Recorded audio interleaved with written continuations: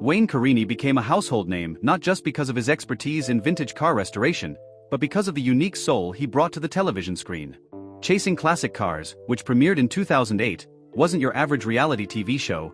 It was a heartfelt journey into the world of timeless machines, forgotten relics, and the stories that come with them. Through Wayne's eyes, viewers saw not just the polish of a pristine Ferrari, but the joy in rescuing a rusting relic from a barn after decades of neglect. But as millions watched Wayne track down automotive gems across the globe, few truly understood the personal trials he endured behind the scenes. From family struggles to battles with his health and the heartbreak of raising a child with autism in a time when support systems were lacking, Wayne's path has been one of resilience, love, and profound internal strength. This video peels back the hood on Wayne Carini's life, examining not just the legacy of his show or his iconic car restorations, but the pain, perseverance, and passion that made him who he is today. Born on October 13, 1951, in Portland, Connecticut, Wayne Carini was raised in a home where the scent of motor oil and lacquer paint lingered in the air. His father, Robert Bob Carini, wasn't just any mechanic. He was a respected craftsman who specialized in vintage and classic automobiles, particularly pre-war Fords. Bob Carini wasn't just a father but a mentor, deeply rooted in the American car restoration community. Wayne's earliest memories are filled with tools, metal shavings, and long evenings spent under the hoods of aging vehicles. By the time he was 9 years old, he could identify virtually any car model on site. By 12, he was already restoring small components under his father's guidance. What made their bond particularly strong was not just the shared craft but the ethos Bob instilled in Wayne: work not just for money, but for meaning. Bob believed each car had a story, and that their job was to preserve it. That philosophy would later become a foundational theme in Chasing Classic Cars. Although immersed in the world of vintage cars, Wayne didn't start his life planning to make a career of it. He studied art education at Central Connecticut State University and even taught for a while. Teaching offered stability, but Wayne found himself longing for the tactile satisfaction and the emotional depth he felt restoring vehicles with his father.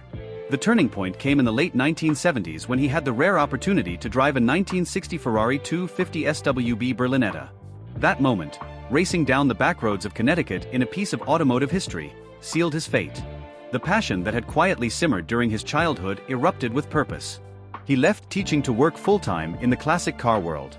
Ferraris became Wayne's specialty, not just because of their value but because of their spirit. "Each Ferrari is a soul on wheels," he once said in an interview, "and you don't just restore them, you bring them back to life." With his growing reputation, Wayne launched his own business, F40 Motorsports, named after the iconic Ferrari F40. Based in Portland, Connecticut, the garage quickly developed a name for high-end restorations and rare automotive finds. It wasn't long before Wayne was receiving calls from collectors across the world. Wayne's garage wasn't just a shop, it was a sanctuary. Alongside his skilled team, Wayne worked meticulously to maintain the original identity of each car. His work began appearing in prestigious concours events like Pebble Beach and Amelia Island, where his restorations won awards and acclaim. Despite the glamour of rare cars, the reality of running F40 Motorsports wasn't easy. Long hours, tight margins, and the stress of finding clients with both the desire and the funds to restore six-figure vehicles added immense pressure. Wayne's professional life was gaining speed, but his personal life soon faced a test that would change him forever. His daughter Kimberly was diagnosed with autism at an early age, a condition still widely misunderstood in the 1980s and early 1990s. Raising a child with autism came with immense emotional and financial strain. Wayne and his wife Lori were often met with a lack of resources, understanding, and support. But Wayne never viewed Kimberly's condition as a limitation. He saw it as an opportunity to be a better father. The emotional toll was heavy. While Wayne built multi-million-dollar restorations, he was also navigating doctor appointments, education plans, therapy sessions, and the heartbreak of watching his daughter struggle to communicate with the world. He often said that Kimberly gave his life perspective and humility, reminding him that, no matter how beautiful a car may be, family was everything. In 2008, television producer Jim Ostrowski approached Wayne with an idea. Unlike the flashy high-drama shows flooding automotive TV at the time, Jim wanted something real, something intimate and educational. Wayne, though hesitant at first, agreed. Chasing Classic Cars debuted on Discovery's Velocity channel, later Motor Trend, offering an unfiltered look into the world of rare car hunting and restoration. The show became a cult hit. Audiences were drawn to Wayne's authenticity, his encyclopedic knowledge, and his emotional connection to the cars he pursued. But even as the cameras rolled, Wayne remained grounded. He often said the show's true purpose was not fame, but preservation. He wanted to share the magic of classic cars with a new generation and prove that history could be preserved one engine at a time. As chasing classic cars gained popularity, Wayne found himself in unfamiliar territory. Attending high-profile car auctions and being recognized in public brought a new level of pressure. Fans expected access and autographs, and collectors increasingly sought his validation before making purchases. Wayne, a man of humble beginnings, felt overwhelmed by this attention at times. Moreover, the classic car industry itself was changing. As more shows entered the market, competition grew fierce. What once was a small, passionate community began to shift toward showmanship and sensationalism. Wayne resisted this transformation, striving to keep his show authentic. But resisting industry trends came with challenges. Ratings, sponsors, and producers constantly pushed for more drama, which Wayne refused to fabricate. Behind the scenes, the constant filming, travel, and negotiations began to wear on Wayne's health. Fatigue, stress, and emotional burnout became regular struggles, something the public rarely saw. Behind every moment of triumph in Wayne Carini's career stood his wife Lori. A deeply private person, Lori preferred life away from the cameras. Yet she played a monumental role in Wayne's ability to succeed. Whether managing the household, advocating for their daughter Kimberly, or offering emotional support, Lori's presence grounded Wayne. Their relationship wasn't without its trials. The stress of raising a child with autism, managing Wayne's career demands, and dealing with the unpredictability of the restoration business created tension. Still, their shared values of loyalty, love, and resilience helped them endure. Lori was the steady voice that reminded Wayne of who he was at heart, not a television personality, but a father, husband, and craftsman. One of the most significant emotional blows in Wayne's life came with the passing of his father, Bob Carini, in 2016. Bob had lived into his early 90s, a testament to his strength and spirit. For Wayne, losing his father meant losing a mentor, hero, and lifelong friend. Wayne often referred to his father as his compass. The lessons Bob instilled in him about hard work, humility, and integrity became the bedrock of Wayne's character. When Bob passed, Wayne didn't just lose a family member, he lost the man who shaped his very soul. The grief was intense. Wayne took time off filming and immersed himself in private projects as a form of healing. Though he returned to work, he often acknowledged that things never quite felt the same again. His father's death marked the end of an era, both personally and professionally. Despite his quiet demeanor, Wayne has always been passionate about teaching. Long before his television days, he taught high school students and later began mentoring younger mechanics and restorers. He viewed his garage as a classroom and his cars as the curriculum. In recent years, Wayne turned his attention toward ensuring the next generation carries the torch. He partnered with vocational schools, mentored apprentices, and gave talks at automotive events. He was driven by the fear that the love for classic cars could fade with time. "These cars aren't just metal," he often said. "They're history." He has also encouraged younger people, especially those outside the traditional demographic of wealthy collectors, to take interest in the trade. To Wayne, legacy wasn't about fame but about passing on passion. As Wayne entered his 70s, health concerns began to surface. Decades of hard labor in restoration, countless hours on his feet, and the relentless filming schedule took a toll. While Wayne has kept many details private, it's known that he began suffering from joint pain and fatigue, likely exacerbated by stress and overwork. Though not publicly confirmed, close sources mention that Wayne has undergone multiple minor surgeries and experiences chronic back and shoulder pain. Despite this, he continued working, though at a slower pace. His team at F40 Motorsports took on more responsibilities, and Wayne focused more on overseeing operations and filming only selective projects. Fans began to notice fewer appearances, less travel, and more subdued episodes. Still, Wayne made it clear he wasn't quitting, just evolving. In the 2010s, Wayne Carini became a staple at high-end automotive auctions across North America and Europe. From Barrett-Jackson to RM Sotheby's and Bonhams, Wayne's presence often signaled that a particular vehicle was not just special, but historic. However, as the auction world grew more theatrical, Wayne found himself grappling with a growing discomfort. He'd built his career on authenticity, on understanding each car's soul and story. Yet, many modern auctions became more about spectacle than substance. Cars selling for millions not because of history or condition, but because of hype. Wayne struggled to reconcile his love for the art of restoration with this booming market of sometimes inflated value. Furthermore, clients began purchasing rare vehicles more as status symbols than pieces of heritage. Wayne was often disheartened to see beautifully restored classics vanish into private collections, never driven or appreciated beyond trophy value. Still, he adapted, carefully choosing which auctions to participate in and encouraging transparency in bidding and provenance. "A car is worth what someone is willing to pay," Wayne once said, "but that doesn't mean we should forget what it's really worth to history." F40 Motorsports wasn't just a business, it was Wayne Carini's spiritual workshop. The Connecticut-based garage grew from a humble space to one of the country's most respected classic car facilities. Yet behind its growth was intense labor, sleepless nights, and strategic thinking. Wayne never wanted F40 to be a showroom of profits, it was a sanctuary for true automotive craftsmanship. Every mechanic who worked there wasn't just a technician, they were artists. Wayne insisted on original parts, period-correct restorations, and respecting each vehicle's identity. He often said, "Restoration is resurrection." As Wayne aged, he began slowly passing the reins to his trusted team. He trained them meticulously, not just in the how but the why. From Ferrari Daytonas to vintage Packards, each restoration was treated like a historic mission. Over the years, F40 Motorsports gained a loyal clientele: actors, musicians, collectors, and enthusiasts, many of whom became personal friends. Though Wayne could have expanded into franchising, he refused. To him, mass production and passion were incompatible. "You can't automate love," he often said. Among Wayne Carini's most enduring contributions off-camera is his work around autism awareness, deeply inspired by his daughter, Kimberly. Born with autism during an era of minimal support and public misunderstanding, Kimberly became a guiding light in Wayne's personal growth. As public understanding of neurodiversity expanded, Wayne stepped forward to advocate, not just for Kimberly, but for families worldwide navigating similar challenges. He partnered with organizations like Autism Speaks and Autism Families Connecticut, leveraging his fame to raise money and awareness. Wayne's advocacy was never performative, it was deeply personal. He shared stories of frustration, confusion, and unconditional love. He emphasized the importance of patience, stating in interviews that Kimberly had taught him more about humanity than any car or business deal ever could. Wayne also began supporting inclusive hiring practices, encouraging the automotive industry to consider neurodivergent individuals for roles in restoration, detailing, and logistics. "We need to create a world where every mind is valued," he said. His daughter never appeared on Chasing Classic Cars, out of respect for her privacy, but her influence permeated every frame. The global pandemic of 2020 changed everything. Like most industries, the classic car world came to a screeching halt.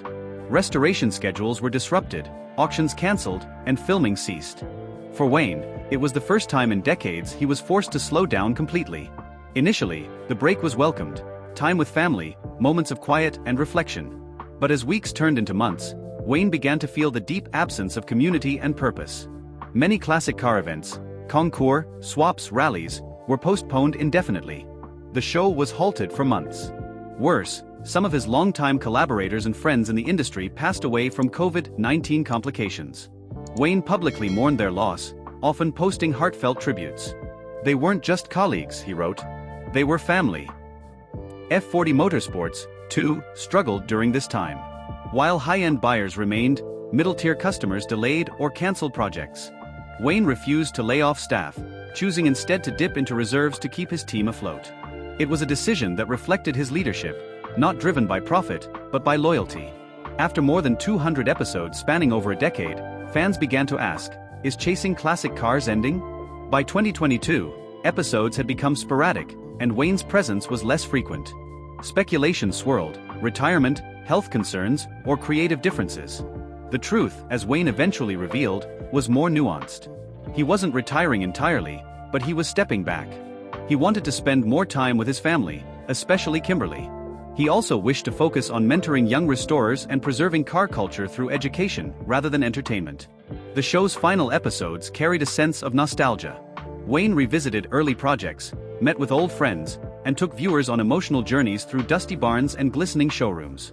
In the last aired episode, Wayne said, "I'm not saying goodbye, just see you down the road." While not officially cancelled, the show entered an indefinite hiatus. For Wayne, the camera no longer felt essential. The mission had been fulfilled. As Wayne Carini transitioned away from full-time filming, he turned his attention towards something even more important: giving back. He began mentoring young mechanics and restorers, just as his father once mentored him. Carini's legacy, he realized, would not only be etched in the chassis of the rare cars he restored, but in the hands and hearts of the next generation. Through F40 Motorsports, Wayne developed informal apprenticeship programs, inviting students from local trade schools and technical colleges. He He personally supervised complex restorations and gave hands-on lessons in everything from carburetor rebuilding to sourcing rare parts. Wayne didn't just teach the how, he taught the why. He emphasized respect for craftsmanship and historical accuracy over shortcuts and showmanship. Wayne also spoke at numerous car events, trade shows, and restoration summits. His talks often echoed a common message: don't do it for fame. Do it because you love it. That's how you last in this industry. His mentorship extended online, too. Through YouTube interviews, podcasts, and guest spots, Wayne began reaching younger audiences.